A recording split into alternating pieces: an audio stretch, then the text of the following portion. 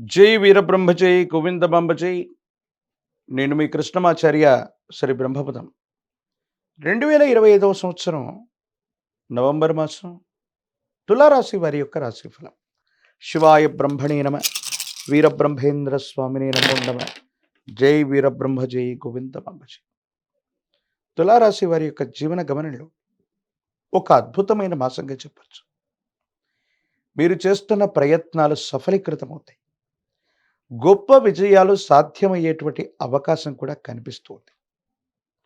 మీరు చేస్తున్న వృత్తి ఉద్యోగంలో మీ పై అధికారుల యొక్క మన్ననని మీరు పొందగలుగుతారు.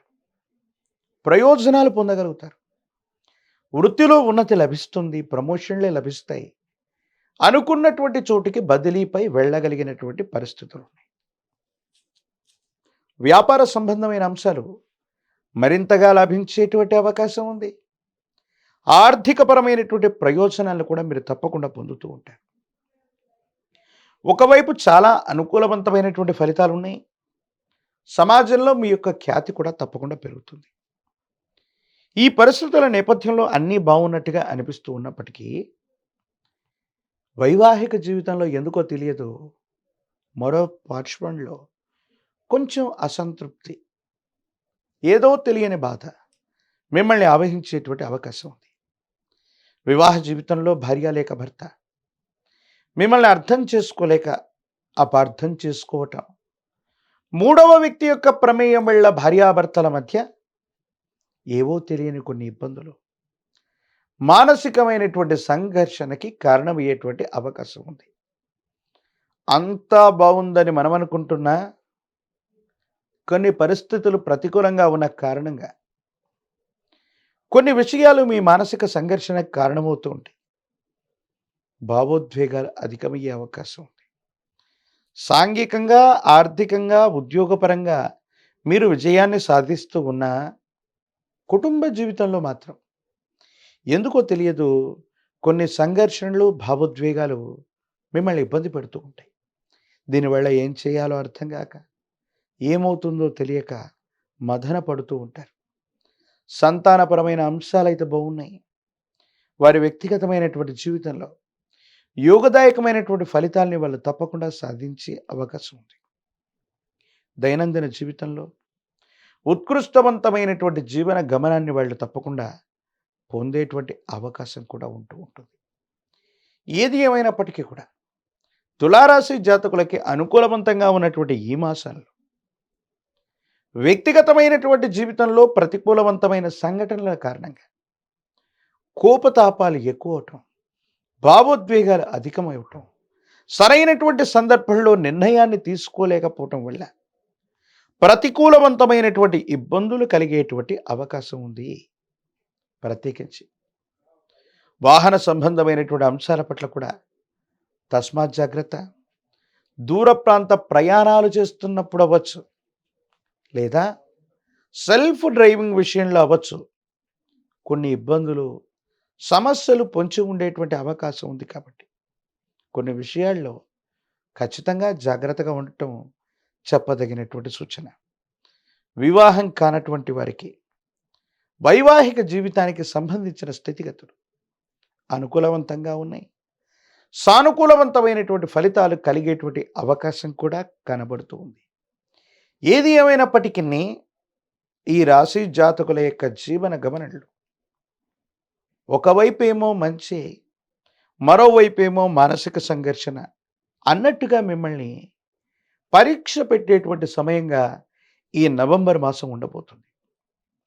స్థిర చరాస్తులు, భూ సంబంధమైన వ్యవహారాలు, అమ్మకం కొనుగోలు అంశాలు మీకు అత్యంత అనుకూలం. వీటి వల్ల ధనం చేతికొస్తుంది. ఆర్థికపరమైనటువంటి ప్రతిబంధకాలు తొలగిపోతాయి. అనుకూలవంతమైనటువంటి స్థితిగతుల్లో జీవితం ఉంటుంది. యోగదాయకమైనటువంటి మార్పుని తప్పకుండా మీరు పొందేటువంటి అవకాశం కనబడుతూ ఉంటుంది. ఏది ఏమైనప్పటికీ కూడా ఈ రాశి జాతకుల యొక్క జీవన గమనంలో ప్రతి సందర్భాన్ని జాగ్రత్తగా గనక సమయానుగుణంగా మీరు ఆలోచించి నిర్ణయాలు తీసుకుంటే కుటుంబపరమైనటువంటి మానసికమైన ఒత్తిడిని మీరు తగ్గించుకుంటే అన్ని విషయాల్లో కూడా మీరు తప్పకుండా విజయాన్ని సాధిస్తారు. ఊహించని గొప్ప గొప్ప విజయాలు సాధ్యమయ్యేటువంటి గ్రహగతులు కనపడుతూ ఉన్నాయి.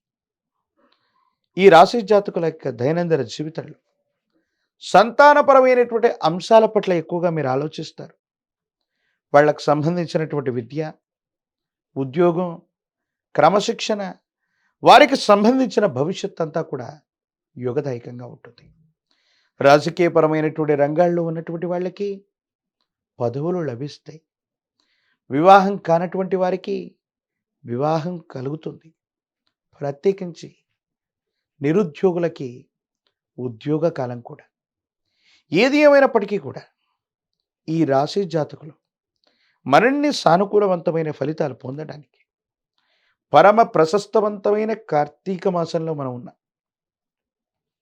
పరమేశ్వరుడికి కానీ, విష్ణుమూర్తికి కానీ ఏదైనా శనివారం లేదా సోమవారం పూట పాల పొంగలి లేదా బెల్లం, క్షీరం మరియు బియ్యం వీటితో వండినటువంటి విశేషవంతమైనటువంటి పదార్థాన్ని కనుక విష్ణుమూర్తికి కానీ, పరమేశ్వరుడికి కానీ అర్పించటం, బెల్లంతో తయారు చేసినటువంటి ఏదైనా నివేదన భగవత్ సంబంధమైన దేవతామూర్తులకి అర్పించటం వల్ల సమస్తమైనటువంటి దుర్యోగాలు తొలగిపోవడంతో పాటు మంచి యోగాలు కూడా మీకు లభించే అవకాశం ఉంది.